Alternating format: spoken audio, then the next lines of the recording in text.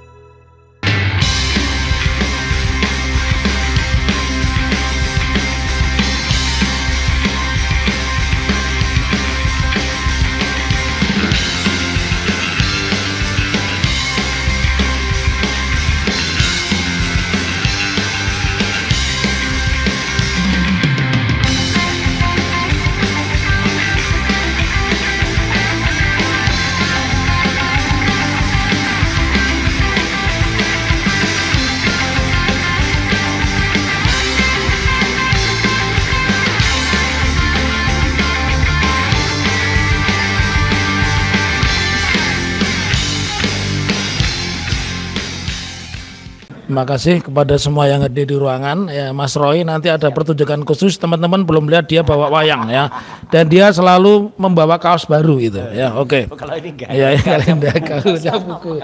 Oke. Saya selaku penasihat hukum Bu Dr. Tifa ya, dan teman-teman ada beberapa hal yang ingin saya sampaikan. Di salah satu media dan sudah dikutip banyak media itu sudah mulai kehilangan akal sehat ya.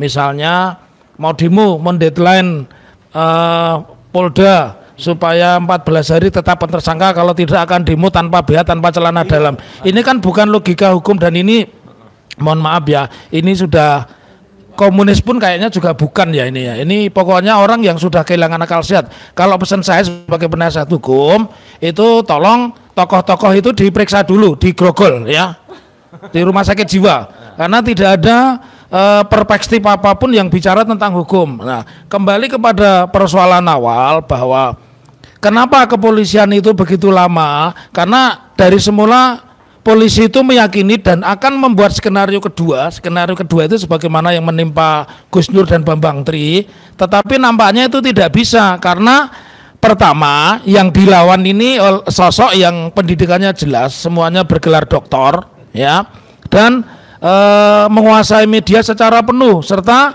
ada bukti-bukti akademisnya ya.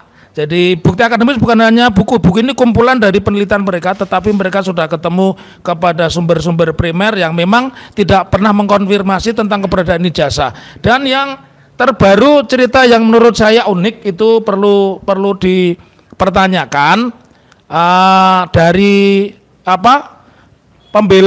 pembela Jokowi itu mengatakan bahwa mereka memiliki bukti bahwa belajarnya di Singapura SMA-nya, tapi kuliahnya di Australia dan dosennya terbang. Nah, kalau dosen terbang di Solo ini banyak, masjid-masjid itu latihan terbangan itu.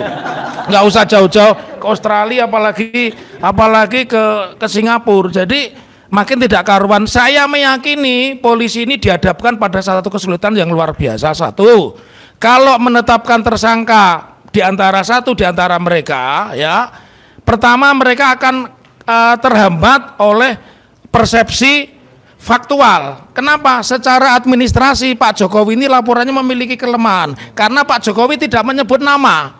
Jadi datang ke Polda itu hanya menyebut saya merasa tersakiti, terhina sehina-hinanya ya. Nah, padahal mereka juga merasa terlapor selapor-lapornya begitu. Karena secara akademis, secara KUHP, bahan peraturan polisi, yang namanya pengaduan itu menyebut nama yang jelas. Karena hanya bisa dihukum kalau yang namanya penghinaan itu langsung menyebut dan sudah saling mengerti. Jadi Mas Roy menyebut saya apa, itu masuk delik penghinaan, tinggal medianya apa. Nah ini ketika menyebut saya pokoknya pada tanggal itu merasa terhina sehina-hinanya, silakan polisi yang mencari. Jadi nampaknya polisi kesulitan di ini doktrin ini untuk membuktikan bagaimana mencari kesalahan kalau yang dilaporkan tidak jelas. Itu yang pertama. Kemudian yang kedua, ini kalau boleh saya sebut buat Mas Roy, Mbak Tifa dan Bang Rismon, ada blessing in disguise. Apa blessing in disguise? Itu ada seorang Sylvester Matutina yang tidak kunjung dieksekusi. Pusing juga bagaimana mau menetapkan tersangka, menahan mereka, sementara 6 tahun jalan-jalan tanpa, padahal sudah dibantu panser loh itu. Kalau Anda ke Kejaksaan Agung hari ini itu ada 2 panser Anoa, tapi tak kunjung bisa mengeksekusi. Jadi kami sebagai tim penasihat hukum bukan hanya siap, kami sangat siap sesiap-siapnya. Iya, barangkali ini biar Mas Roy yang menerangkan seterang-terangnya, ya, dan dia juga membawa wayang sewayang-wayangnya. Baik. Baik, Assalamualaikum warahmatullahi wabarakatuh. Sugeng siang warga semuanya, utamanya warga Solo. Alhamdulillah ya, saya bisa sowan ke Solo, saya bisa datang ke Solo baru saja, dan insya Allah kita akan memberikan pencerahan dan kita akan memberikan oleh-oleh, kita akan memberikan cerita yang manis ya untuk warga Solo dan sekitarnya. Termasuk tadi yang disampaikan Dr. Tifa itu betul sekali. Jadi mari kita angkat kembali ya, mari kita murnikan, karena yang bisa memurnikan kembali memang hanya warga Solo. Jadi saya ingin mengajak, ayo kalau kita tidak ingin disebut bagian dari yang tadi disebut geng Solo ya, ya kita bersihkan kota Solo, Surakarta, Hadiningrat ini dari orang-orang yang memang merusak sebersih-bersihnya. Nah gitu. Jadi ada 2 hal yang ingin saya sampaikan. Yang pertama tadi yang sudah di-spill oleh Dr. Tifa. Alhamdulillah betul sekali tadi yang disampaikan. Kemarin siang sebelum, kalau mungkin teman-teman melihat saya teriak-teriak di atas Mokom ya, di atas mobil komando ya, di depan KPK. Saya paginya ke KPU, Komisi Pemilihan Umum. Dan insya Allah itu juga pesan yang sangat bagus untuk KPUD di Surakarta agar mencontoh yang sudah dilakukan oleh KPU Pusat. Akhirnya kami tim mendapat salinan ijazah yang digunakan oleh Joko Widodo ketika mendaftar untuk menjadi calon presiden di tahun 2019 dan 2014. Sementara yang kami dapat baru yang 2019. Ya gitu. Jadi baru 1. Kami masih menagih lagi untuk 2014. Apa pentingnya? Karena tidak mungkin sebuah salinan ijazah yang dilegislasi sekali itu digunakan beberapa kali, nggak boleh. Jadi kalau digunakan itu ada batasnya. Jadi artinya kalau itu dilegalisasi ya, itu ya hanya digunakan pada saat itu. Makanya kami akan cek, benarkah dekan Fakultas Kehutanan yang melegalisasi pada tahun 2014 itu adalah orang yang ada pada saat itu, dekan yang bersangkutan. Karena yang 2019 sudah benar, itu yang kita lihat, namanya Pak Dr. Budiadi ya, bukan Budiari tapi Budiadi ya, gitu ya. Tapi kita masih menunggu yang 2014 yang kayak apa. Ini penting dan ini sekaligus alhamdulillah Dr. Tifa dan juga teman-teman semua, terima kasih matur nuwun atas semua doa dan supportnya. Ini menunjukkan bahwa apa yang kami lakukan, apa yang kami teliti dalam buku ini itu tidak salah, karena yang kami teliti bahannya sama. Jadi sudah saya cek dan tinggal kemudian nanti keluar riset yang terbaru yang diberikan oleh KPU adalah sama dengan yang saya teliti atau yang kami teliti. Artinya apa? Ijazah itu 99,9% palsu. Clear. Kami sampaikan clear. Karena apa? Karena bagaimana posisi cetaknya, bagaimana posisi logo. Mas Refli senang banget tuh ketika saya nerangkan itu, dan ada topi merah, ada juga teman yang dari Bandung ya, itu bahwa cetakannya ijazahnya itu berbeda dengan ijazah yang lain-lain. Coba teman bayangkan, dalam 1 hari wisuda harusnya kan cetakannya sama. Misalnya teman-teman terima hari ini, terima, maaf ya saya sebut ya, misalnya terima harian Solo Pos misalnya gitu. Kemudian masih ada nggak? Masih tahu ya. Nah, terus kemudian soalnya kan ada harian yang banyak. Media yang lain saja. Dan media yang lain ya. Tiba-tiba cetakannya hari yang sama tuh kayak meleset. Fotonya tadinya begini, yang tempat milik orang ini gambarnya meleset. Itu kan nggak mungkin cetakannya sama. Itu yang terjadi pada ijazahnya Joko Widodo.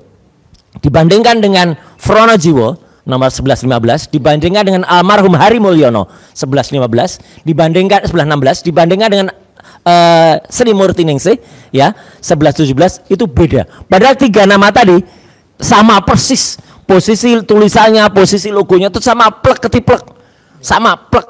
Ya punyanya Joko Widodo itu meleset. Yang kemarin saya lihat dari KPU juga meleset. Nah berarti itu adalah yang tidak benar. Ya kami masih nunggu dan insya Allah nanti akan dikejar oleh Pak Dr. Taufik yang ada di KPU di Solo. Ya contohlah yang ada di KPU Jakarta supaya tidak terkena pasal dalam undang-undang kearsipan. 10 tahun nanti kalau nggak ngeluarin itu 10 tahun. Itu yang pertama soal, jadi itu kemajuan hari ini yang baru saya sampaikan ke teman-teman. Jadi nanti kalau Solo memuat itu yang pertama muat mendahului Jakarta ya gitu. Nah yang kedua adalah soal anaknya. Selain kami punya rencana menerbitkan Gibran's Black Paper ya. Kenapa hitam? Karena sejarahnya ngawur, lebih gelap. Dalam Undang-Undang Pemilu nomor 7 tahun 2017 syaratnya di pasal 319 atau 619 ya itu huruf R 169 maaf 169 huruf R syaratnya bukan perguruan tinggi, bukan apalagi S3, cukup SMA. Tapi syarat itu syarat vital. Sudah kita cross check ke KPU, mau Anda pendidikan S1, S2, S3 dan sudah ada jurisprudensinya. Jurisprudensi itu kalau bahasa hukum sudah ada ketentuan hukum yang pernah terjadi dan itu harus dilakukan lagi di Surabaya.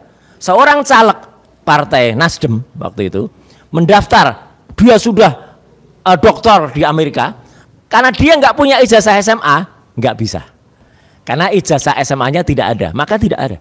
Ini juga, jadi yang namanya Gibran itu tidak ada ijazah SMA-nya. Ya, ijazah SMA sudah coba kita cek ke Orchard Park Secondary School yang ada di Kementerian Pendidikan Dasar Menengah, itu hanya raport kelas 10 dan kelas 11 dan itu berarti belum lulus. Kemudian dan ini menurut Profesor Zulfikar, seorang profesor yang mengajar di Nanyang Technology University yang ada di Singapura, ya. Memang kalau itu belum lulus, OPSS itu tidak bisa menjamin karena itu adalah SMP 3 tahun plus tahun. Jadi itu masih O level. Ordinary level, harus masuk satu kelas lagi yang namanya A level, ya advance level untuk dapat ijazah SMA.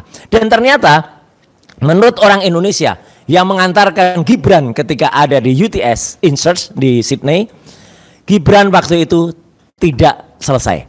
Jadi hanya 6 bulan melakukan sekolahnya di UTS dan dia tampak sekali memang orang yang tidak mengenal kota. Kalau sekolah apalagi lebih dari sebulan itu pasti dia kenal keliling, itu enggak. Jadi dia waktu itu malah diajaknya tuh ngantar ke pelesiran ke Opera House, kemudian ke Bondi Beach, kemudian ke Fleet Market gitu. Orang itu bukan menunjukkan orang yang pernah ke sini. Kalau orang pernah ke sini pasti enggak mau lagi ke situ gitu. Jadi dia malah pelesiran ke sana dan baru dia tunjukkan UTS Insearch, dia mengaku kalau dia enggak selesai. Jadi clear banget bahwa anak ini yang anaknya buku white paper ini, maka nanti akan kita tulis sebagai black paper.